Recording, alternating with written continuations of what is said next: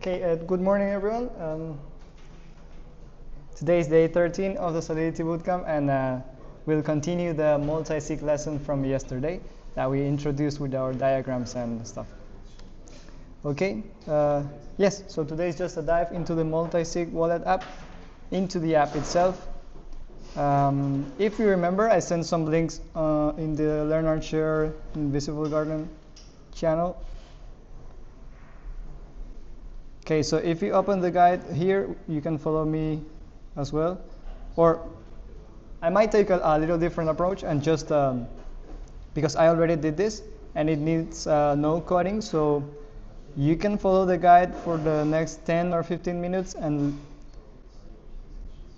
follow these steps, which is configuring the multi-sig wallet with 2 owners and requiring that a transaction is approved for these 2 owners. So this is just the guide for today, and then I will try to explain the contract and the off-chain behavior of the app. So it's this link over here that you can follow, and there's also another prerequisite for this, which was this project over here, this one. And this was just about signatures, right? We had been using signatures in past exercises, but here it's like just an application for signatures, so that you can check signatures from.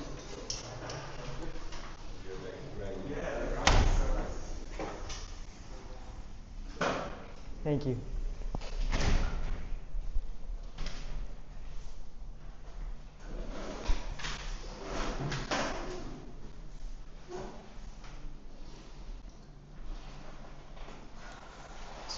So with this project, you can check just how signatures work and how you can use it off-chain as well. And there's a cool video over here as well that in this guide. And this one, I think. Yeah, this one. But here it just explains. Well, it's useful. Let me just watch the ads.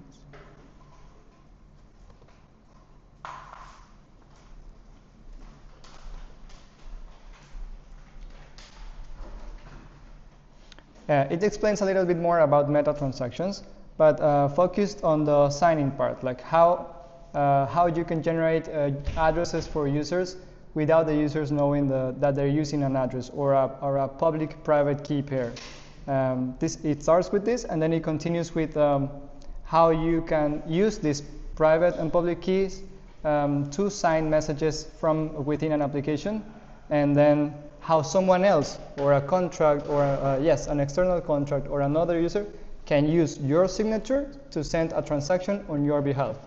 So like let's say you want to sign a message like, I would like to send 5 ETH to this person.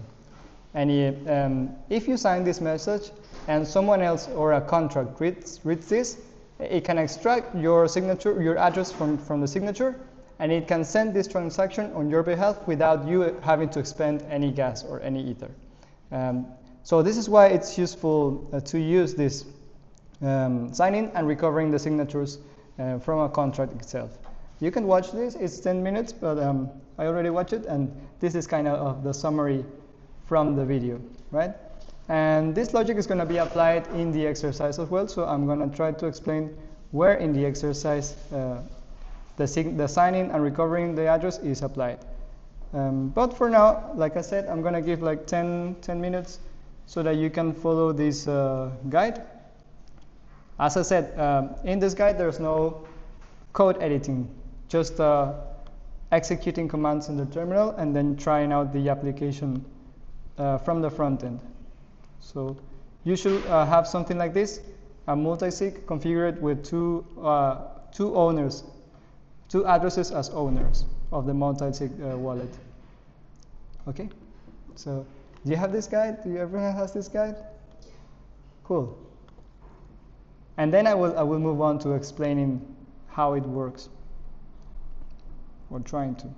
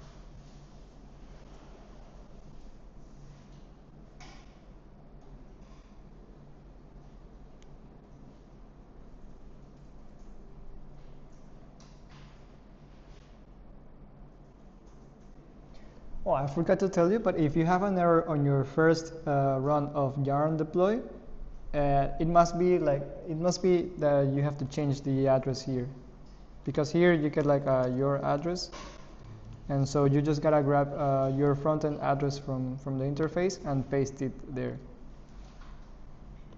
and that will solve the issue.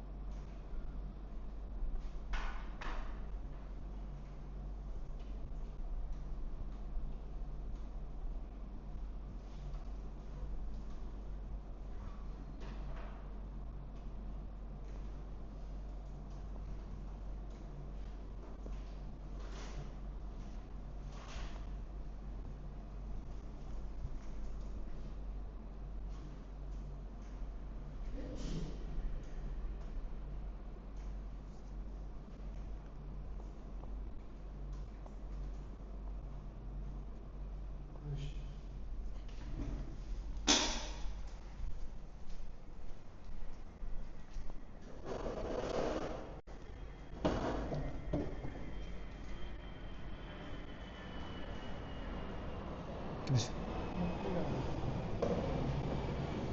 al repositorio, saqué la dirección de ese get plan y tengo esto. te falta cambiar la rama. Por ahí está la... Si me voy acá a ese code, No te sale nada, ¿cierto? no me sale. Te falta cambiar a la rama del challenge 6. Que eso está ahí en la guía también. No me sale la rama.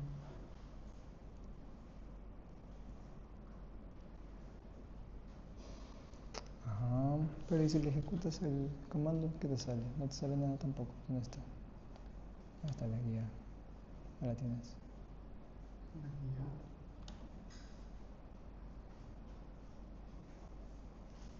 ¿Dónde está? Aquí creo que está, ¿no? Había otra guía. No, esa es.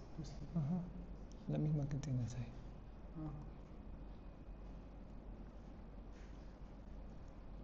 Ahora, hacia abajito, abajito. Aquí te falta.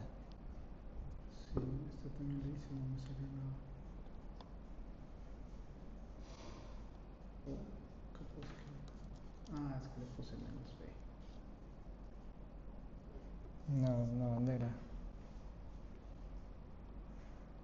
Eso es el problema. Y ahí ya te sale, ajá. Sí, ese menos B, aquí le puse menos B. Y ahí ya deberías tener. Ese menos B es solo para crear. Sí, ajá, una nueva, ajá. Y me imagino que como creas una nueva no tienes nada en esa todavía. Ya va casi. Ya. Gracias.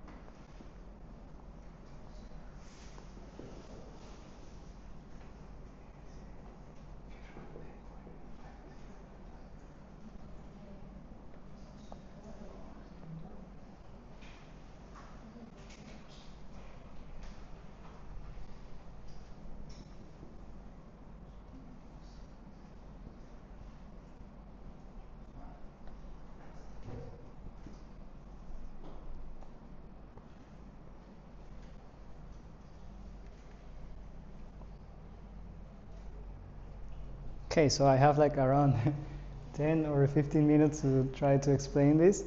But as you can see, I hope you completed the guide already, and you should have two owners of your multisig wallet required to send one of the transactions in the pool, right? So I'm gonna try to, I tried to draw the components in this application on the board, and as you can see, we have the users which are sending which are like adding some transactions to the multisig. At the first stage, like on the first step, we have just owner A, let's say, which is the main or the only owner of the multisig wallet. He's the only one that is in the multisig wallet, and he's sending.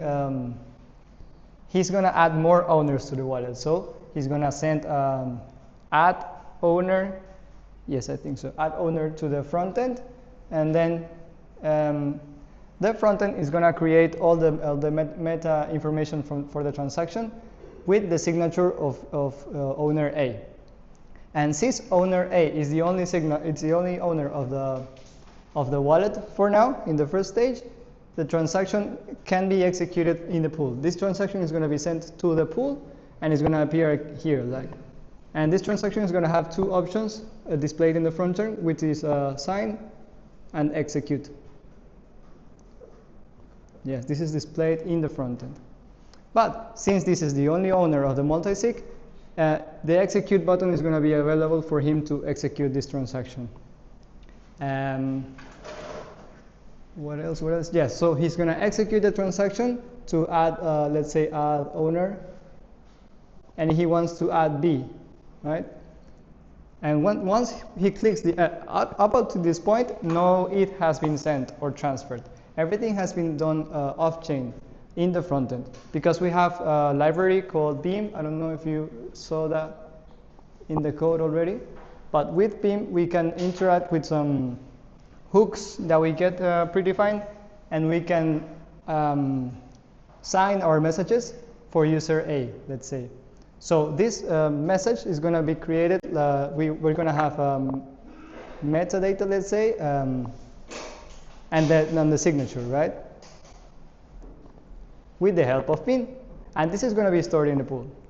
And then, since he's the only owner, he can execute the transaction, and he will add B to the owner list. So now B is part of the owners of the multisig. And now it changes a little bit, because now we have two actors, owners of the multisig wallet. So now, when there's a transaction that is proposed from A or from B, the flow is going to be different. I'm going to try to draw it over here. So let's say that we have some funds in the contract here. We have like 1 ETH, let's say. And user A wants to transfer that 0.5 ETH to another address. Transfer 0.5 ETH to C. And C is another contract or another user or an application. So the owner A is going to send, it's going to say, I want to transfer 0.5 ETH to C. This is going to go through Beam. Beam is going to encode the data for the transaction. This is called call data. And this is going to be stored in the pool. So this is going to be sent to the pool. Okay? So the only transaction in the pool is going to be this, transfer 0.5 ETH to user C. And now B can see the transaction in the pool. Oh, before this step, there's like 2 tabs here, right? The owners tab, which is where we construct the transaction data here, where you select one of the transactions, and then you just, this is going to construct the transaction data, which is the call data over there. And then we have the create tab. And in the create tab is where we actually send the transaction to the pool. It doesn't show, let me see. Okay, so yes. we're gonna take the call data that we constructed in the owner step with the, let's say, the selected method or the recipient address. All of this is call data, and then we're gonna add transaction data, which is the nonce, the recipient address, and the call data from here, right? Everything is gonna be on this create. And once one of the users, in this case A, creates the transaction, then it's going to go to the pool. So I had skipped this step, but I remember now that it exists, right? So let's say that this is the pool. Now I have one transaction in the pool, and then user B can see this transaction, and he's going to have two options, right? He's going to have to sign and execute. But execute is not going to be available because until now we have just one signer, which is owner A, that wants to send this transaction. And we have required that for this new wallet with two owners, we require two signatures. So this time, user B has to sign the signature, the transaction first, and he's going to click on sign, right? And this is going to send the signature from B and add it to the signatures array. Let's say we have a signatures array over here. Inside the transaction, I'm going to move this one out. Transaction, and we have signatures,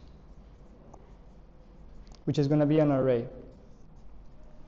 So now the array of signatures is going to include the signature from A and from B. A and B. And now if we refresh the page, of course, or the pool refreshes the page, now we're going to see the execute button available for us to click. And now this execute button is going to be available for owner A or owner B. So either one of them is going to be able to send the transaction because, as you know, the EVM does not execute transactions automatically, so it needs someone to execute the transaction. We have everything ready on the transaction. We have enough signatures in the transaction. We have the call data. So now one of the users or the owners has to send the transaction. Okay, so let's say that B is the one who sends the transaction. So B is going to click on execute, sorry. Right?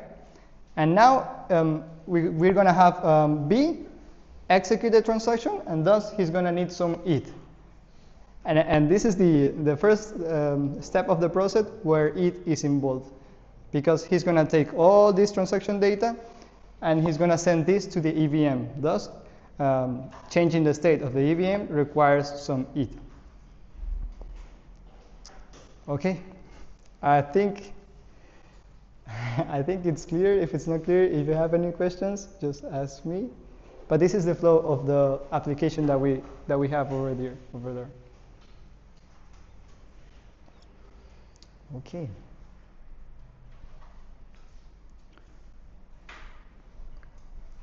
Okay.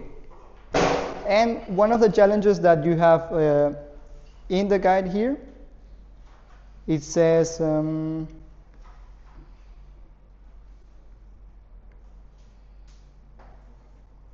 me see.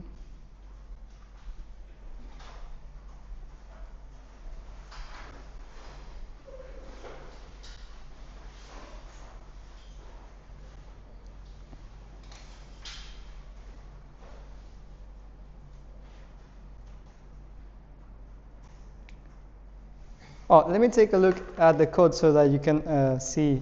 Maybe it's clear in the code as well. Now that you see it in the diagram, we can see it in the code. So in the project, you have, let me just zoom in a bit.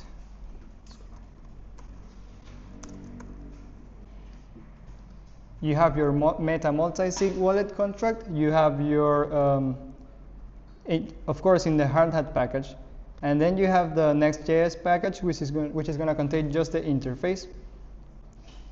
And let's take a look at the contract first, just to outline some of the functions. So in the contract, we have the constructor, of course, and our constructor is going to need just a chain ID, an array of initial owners, and the amount of signatures required.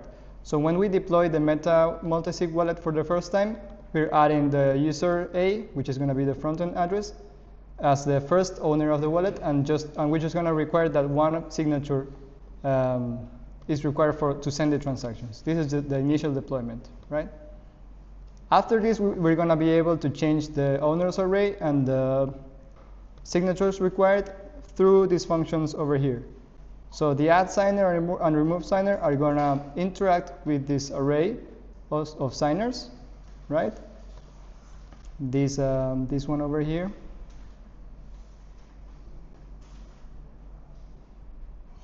Yes, this one over here, which is a mapping that maps addresses to if they're owners or not of the wallet. So this is kind of like our array of signers. And as I said, we're going to edit this array with the add signer and remove signer, and we are going to edit the amount of signatures required with this function over here. The get transaction hash is going to be useful to recover the transaction data from the interface. We can call this function from the contract and recover the transaction data. And this function, the execute transaction, is the one in charge to send the transaction, requires some gas, of course, from the user, and just let me see where's the step of the recover all of the signatures from the transaction itself. Remember that we group all the signatures inside the transaction data, and here it's going to validate that that the amount of valid signatures exceeds the signatures required here. So let's say that we have like a wallet that needs 2 out of 3 signatures. If I only have 1 signature, it's going to revert the execution. But if it passes, it's going to send the execution and execute it right here. This recovery function is a utility function that uses the signed message hash. It's just if you see the video, you're going to see that a little more in detail, and if you read the link that I sent before, you're going to understand as well how this decomposes the signature and recovers some data. This is just a receive function to receive some ETH and emit a deposit event. And then we have some other functions for streams that I didn't really dive into, but I'm going to send this as well in the Discord, just a little description on why this is here. But now into the interface, we can start by the, let me see,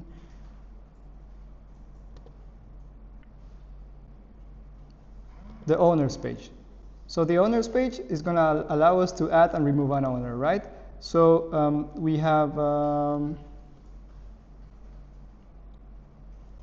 yes, over here is just rendering the options for the select here, these options over here, just rendering what we need for each of these functions, the signer address and the new number of signatures required, and then the create transaction is the one that's going to encode the function data into this variable called call data and set this as the predefined transaction data. Then this is going to take us to the create tab, which is this one here, right? And on the create tab, let me see here.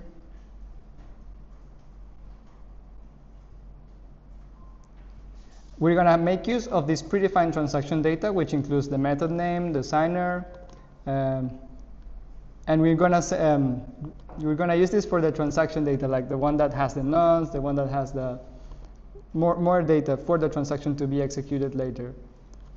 So this is going to be hashed, and then it's going to be signed.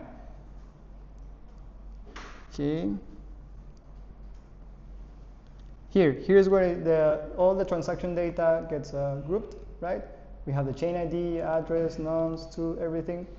And then we have the call data that we constructed previously in the owners tab. You remember that this object came from the owners tab. Okay, so we have a hash and we have the array of signatures, which is why I was trying to explain you in the diagram. Okay, and we are also using the recover function from the contract and just displaying this or having this in the signers variable. And this transaction data is the one that's going to be posted to the pool server. Here we're sending the transaction data to the pool server, and now we're in the third phase of the app interaction. You see, in the request to the pool server, we're sending the transaction data. Okay, and then it's going to take us to the pool tab. And the pool tab is going to do nothing less than just fetching all of these requests, let's say, sent from the owner, so from the create tab. It's going to display all the requests here, like in a list of transactions or of pending transactions, let's say.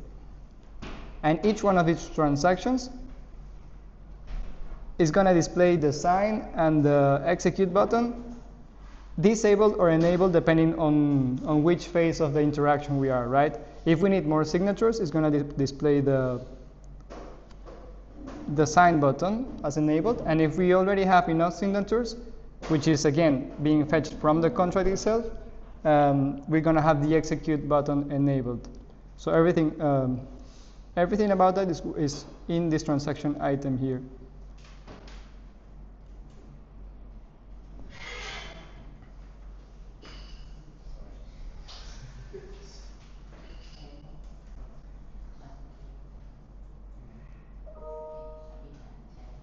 You see we have the sign button here and we have the execute button here. And all this logic here is just checking if we have enough signatures in the transaction data. Okay. I guess it's time now for the other lesson, but thank you. I hope it's kind of clear. And if you have some other questions, I will be happy to respond in the Discord. Yes.